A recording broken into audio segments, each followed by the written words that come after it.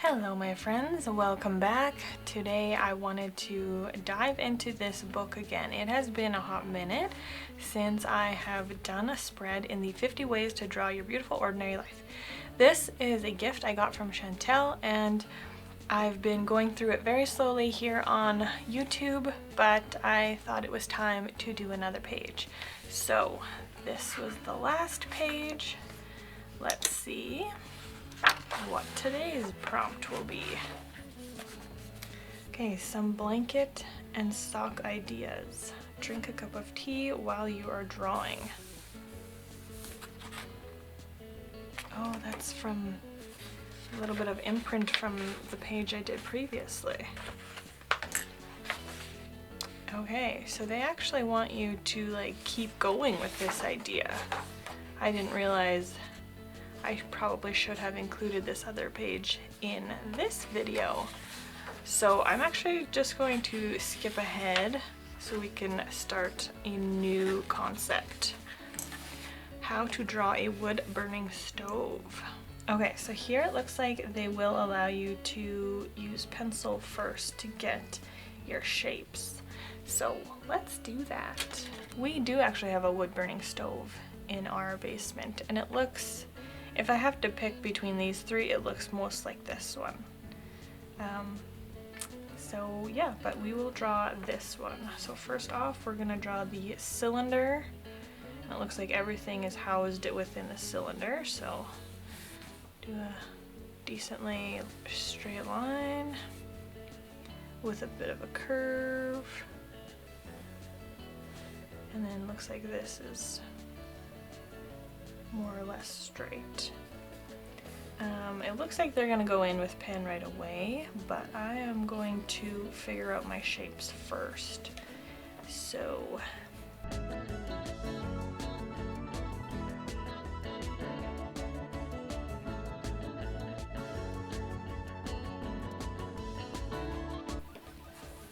wow, I feel like they skip a lot of steps here. So now you're just supposed to be done. You just finish all the details and be done. Not much of a step-by-step, but we will do our best with it. Let's put a couple of logs in here like they have. And now we need to fill in the frame. So it looks like mine is a bit more stocky than theirs. Theirs looks a bit taller. They've erased these original guidelines. Oof, this is not a good eraser. Oh boy. Let's stick with our needed eraser because it is needed. Ha ha ha.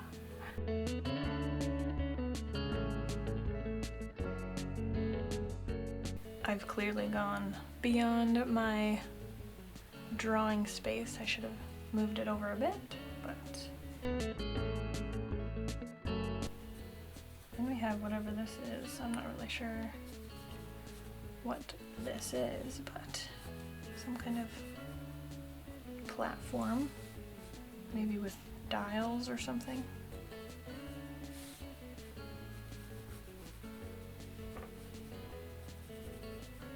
Okay, so what are they doing here?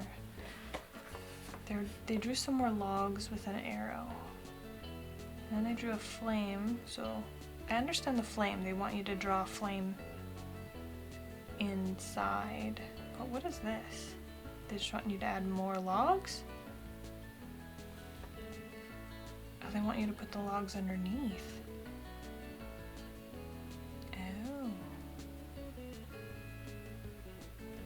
Okay, so is this some sort of log storage situation underneath here?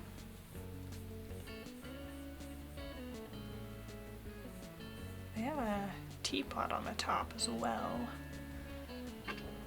And it does look like they instruct you to do that, so I guess we're drawing also a teapot.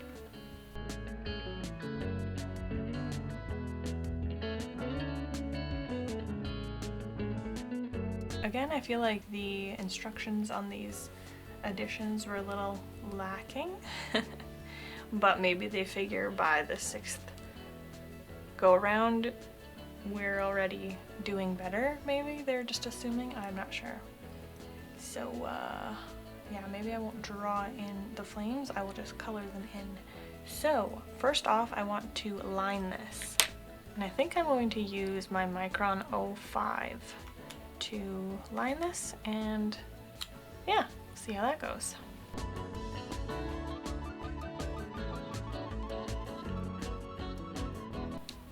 This is a bit tricky for me because I don't normally draw like this.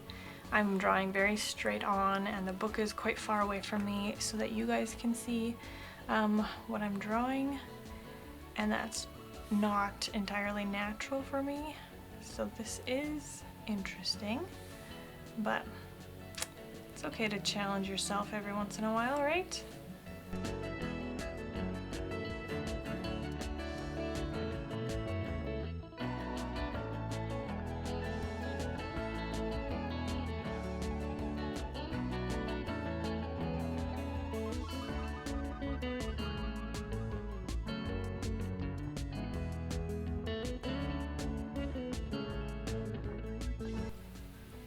Okay, so we have the entire thing lined.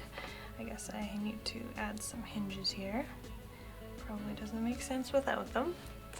And now I'm going to color them. I suppose this needs a back line as well. So in the past I have tried both colored pencils or pencil crayons, and I'm gonna put another one in here actually. And Copic markers or alcohol markers. This paper does not hold alcohol markers well at all, so I won't be using that today because it does affect the next page.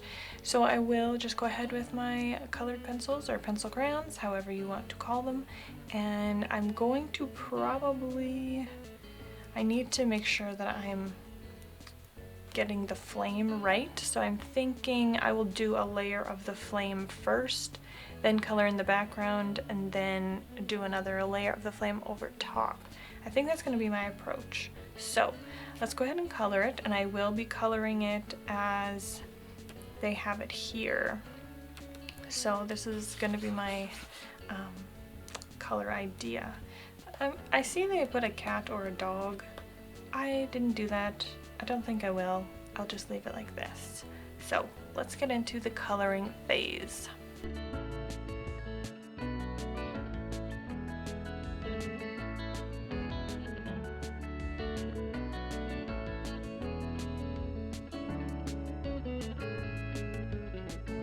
I'm gonna start with some yellow here. And I'm not going to be making any kind of flame shapes just yet. I think I'm going to leave that for the end. This I just want to like give the hue of yellow.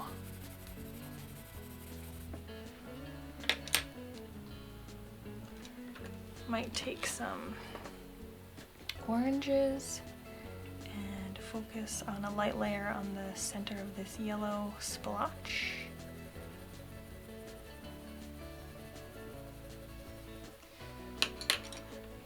And then maybe a little bit of red.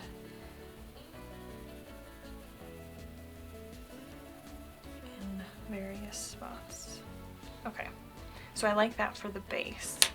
Now we're gonna look at the color in the back here, and it's a very dark color, but we're gonna start with light. There's one artist that I have found who does colored pencils really great, and that is Chris Hong. I'll definitely leave that channel linked down below, but the art is phenomenal. I love it so much. I wish I could draw like that.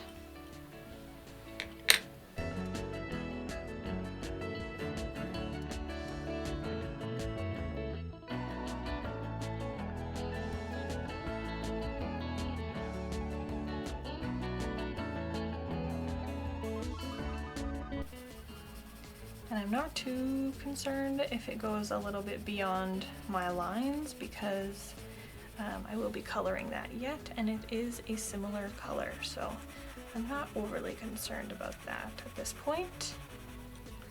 After the red, we'll do some orange.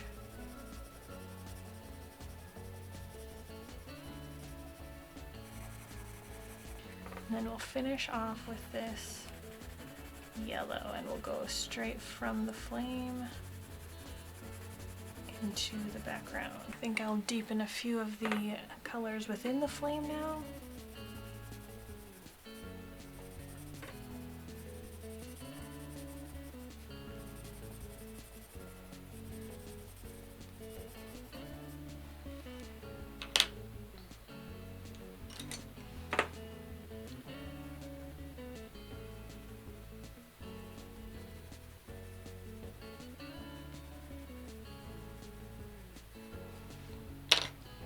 And top it off with some more yellow.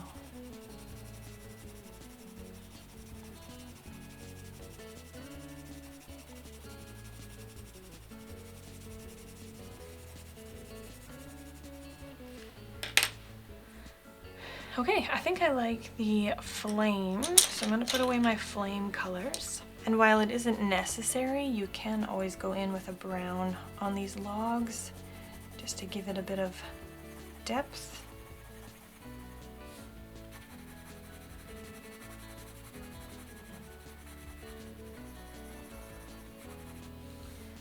Guess we're gonna need brown for these logs anyway, so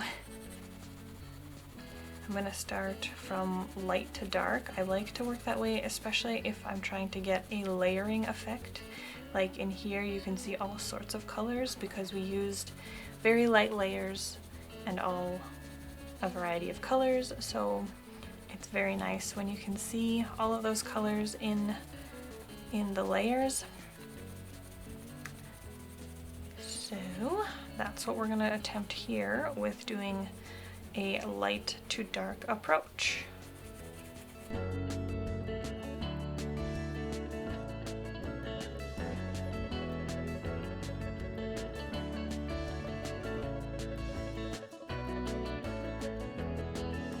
Another good idea when you're layering is also to switch the direction of your pencil strokes. Make sure you're not burnishing, which is when you go too hard with the pressure. That's called burnishing. Make sure you don't do that, obviously, unless you're wanting to get that effect. But when you're doing layers like this, you don't want to be burnishing. So, and up here, I'm not, again, too worried about this teapot because it is a similar color and it's also a dark color, so I don't have to be too precious about going outside the lines. And I'm not even like outside here, like there's a little bit out, there's a little bit out. I'm not too worried anyway because this is just like more of a practice, more of a learning experience in this book. So these aren't meant to be like finished rendered drawings. So again, I'm not going to be too precious about stuff like that. And I would encourage you to make sure that not every single one of your drawings or pieces of art, like they don't all have to be the best thing you've ever done. So a lot of the work that an artist does on their own time is not like amazing and beautiful because it is a learning process. It's a muscle memory. You're trying to teach the muscles in your hand the techniques so that the more you practice it, the better your hand becomes at those techniques, so that when you want to make your finished rendered piece of art, you have some muscle memory in your hand. So just try and not be too hard on yourself. Not every piece that you do needs to be gallery worthy, you know? It's all a learning process. See, even now I'm seeing that my base here is now the same tone as the rest of my stove. So I'm going to need to darken that as well. But I do feel like it's a bit too blue. I need some more green tones, so I'm gonna go back to the greens and add a layer of green, and then I think we should be done with this stove. There are many techniques as well when it comes to if you are wanting to make a finished piece with pencil crayons. There are many different techniques for blending and smoothing out all of the stroke lines. So I would encourage you to look some of those up. I believe there's like rubbing alcohol is one of them. You can just rub it with a tortillon. There are a few other methods. I think there's like grapeseed oil maybe even. There are actual pencils that are blender pencils, so you can get one of those and try it.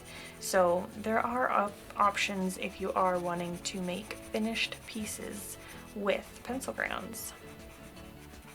But this was a really fun experiment with layering colors.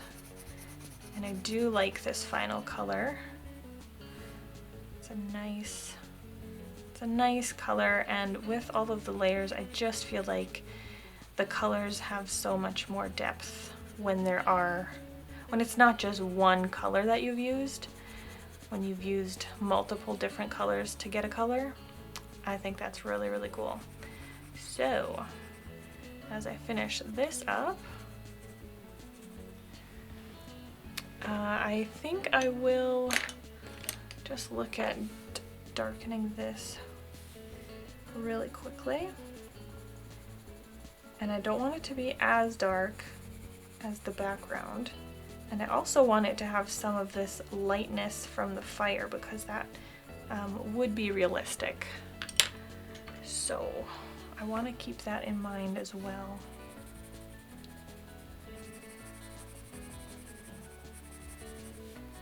And I do quite actually like it that the inside of this stove turned out a lot more blue, and the stove itself is more in the teal family. So I think we're good with the base there. It's darker than the stove but lighter than this back wall. So I think we're good there.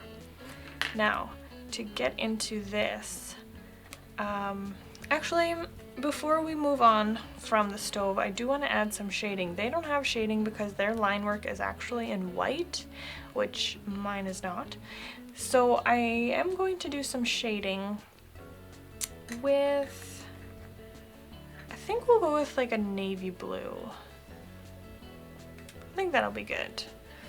So when you're doing shading, you really have to think about your light sources and also the textures of the thing that you're coloring. So I know that I have all of these lips and bumps in this stove because that's just the way a stove would be made. So like all of these crevices would be darker because typically crevices of an object are in the shadows. If you want to start your learning process by always just coloring your line work a little bit darker, that'll be a great start. You will need to advance towards thinking about your light sources. So like depending on the room that this is in, there might be like a ceiling light on, or it might just be the fire. And if it's the fire, like realistically, if I was trying to make this like a finished piece, I would want to put some yellows in and around on the stove, because the light from the stove would be coming out and it would be lighting up everything around it. So that's just something to keep in mind as well. But for now, we're just going to do a simple shading. Just gotta follow some of the basic lines. And of course, if it's under something, that will most often be shaded. And another thing, about burnishing is when you burnish, which means, again, to go really hard with your pencil crayon, it limits you. You can't really do very many layers on top of a burnish layer. So you want to make sure that like the piece is how you want it to be before you start burnishing, because you don't have a lot of flexibility after you've burnished. So you want to make sure that your hand is always light with your pencil crayons. Now in here, I want it to be quite dark. I'm going to actually burnish because I want it quite dark in there, and I'm actually going to use a darker one as well.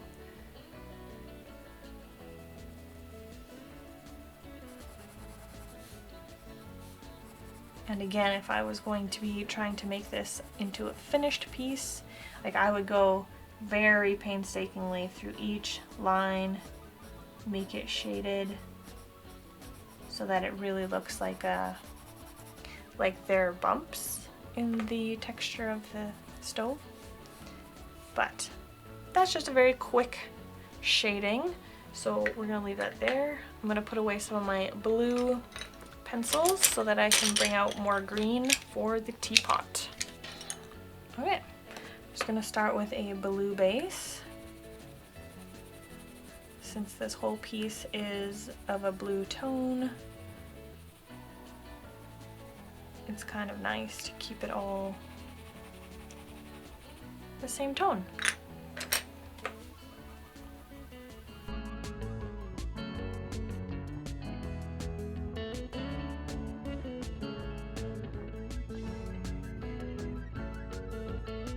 And there we go. We've got our wood burning stove. Yeah, I think this turned out really good. I'm quite happy with it.